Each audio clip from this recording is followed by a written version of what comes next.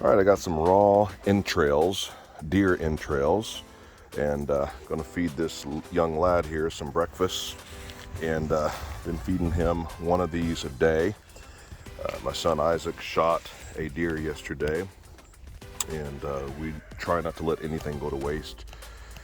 And people have been asking about raw diet and is it safe for your dogs and all that, and I say with a resounding yes, it is.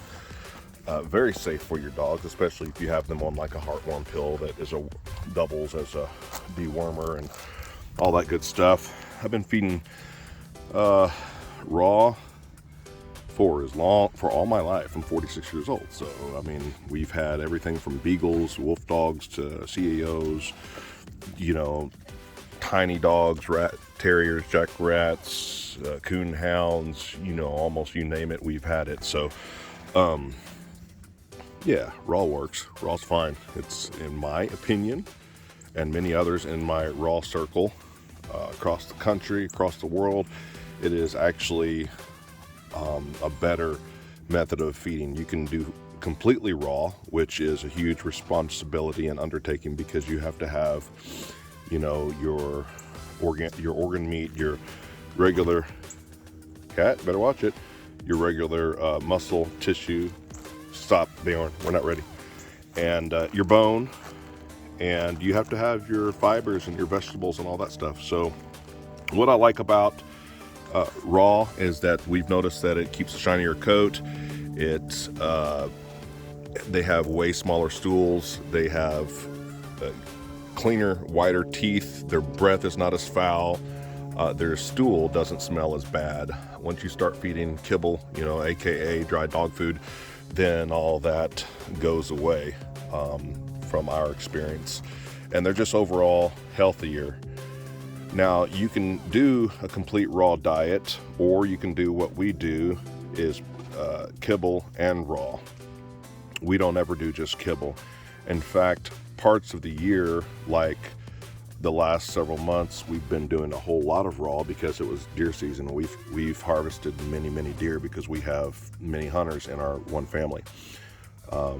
Myself, including 3 other sons, and then my daughter and my wife also hunts on occasion. So, but anyway, we have. I used to do a completely raw chicken, whole chicken, feathers and all diet, but as we were bringing in birds at a discount price, those birds were actually making our other chickens sick constantly, so we've kind of gotten away from that. So we do buy the raw leg and thigh quarters from the store, grocery store, and we'll sub like that, but that is not a complete diet, so I don't recommend anybody doing that exclusively. Now, what I like about these deer entrails and other animals, herbivore entrails, is that these deer eat all kinds of vegetation and nuts, and they chew it up, goes into their multi-chambered stomach, and it is digested.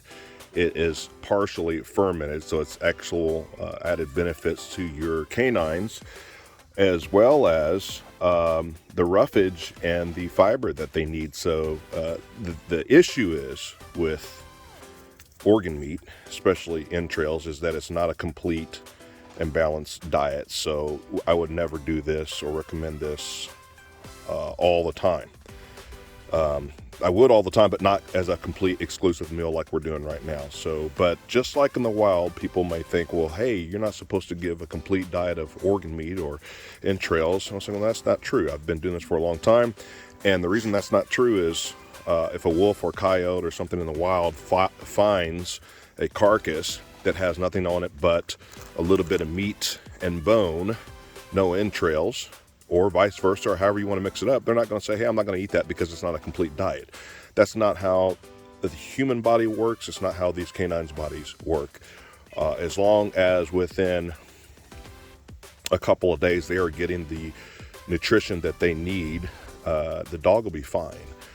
So it is better, in my opinion, and other people's opinions, especially nutritionists, that you get nutritionalists, that you get the complete and balanced diet out of each meal, but that's just not always practical. So, but anyways, let's open up one of these and let's give him Let's go for the red, because we gave him some intestines yesterday.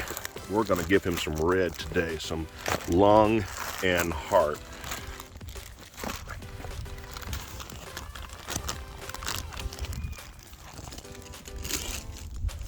Had to set that down for a second. Get that open. Here. That's a piece of heart that I cut up. Here's another piece of the heart. He's going to town on it.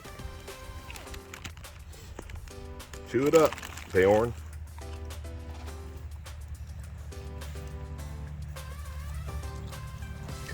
He still has those puppy teeth, so it's really difficult for them to chew up quickly or chomp down quickly large pieces of tough meat. When those puppy teeth start coming in at 5 months, 5.5 to 6 months. Okay, so I'm going to splice the video that I just made because my son Isaac was standing here behind me and he said, Dad, you said 5 to 6 months before their puppy teeth come in.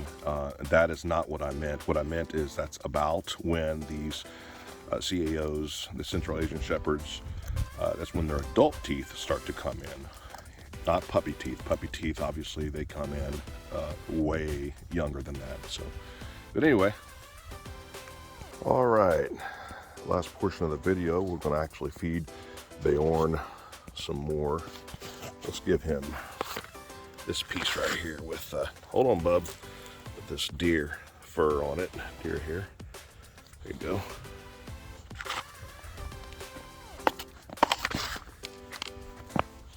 He's wanting to take it off because he's almost full. He actually ate a lot of organ meat and I didn't get it on the camera, on the recording, and I feel awful about that. Here, feed him a smaller piece and he'll. Cats, he's gonna get you. There you go. Here, you guys have some of that. Have some of that. All of our CAO, Central Asian Shepherds, Beorn, let them have some. Do really well with other critters, your other farm animals. I'll put this down here. Beorn. He loves this stuff.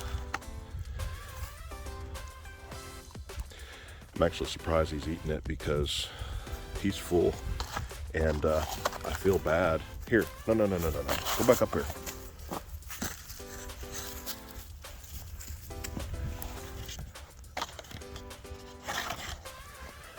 I feel bad about the video that I lost a while ago, but normally I don't want him to eat that much. You can see his belly right there starting to swell.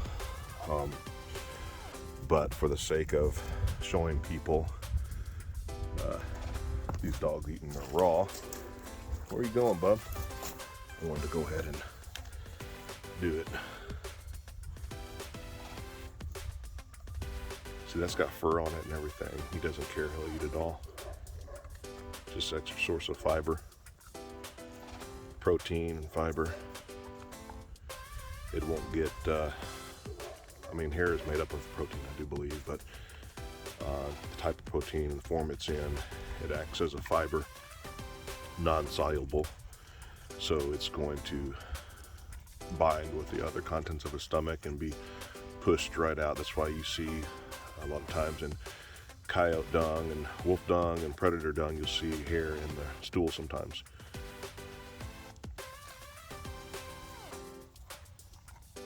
He's chomping on it. He's about got it down. I'll come back out and give the kittens some more food. All right, one more piece. Here. Ding dong. One more piece.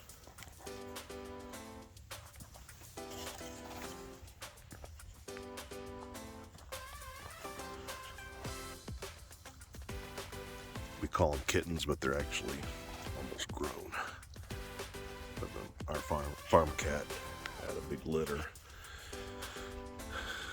I don't know, 6 months ago, 7 months ago, and a couple of them got nabbed by coyotes or owls or something, and the rest have made it. So that's that. Hope you enjoy.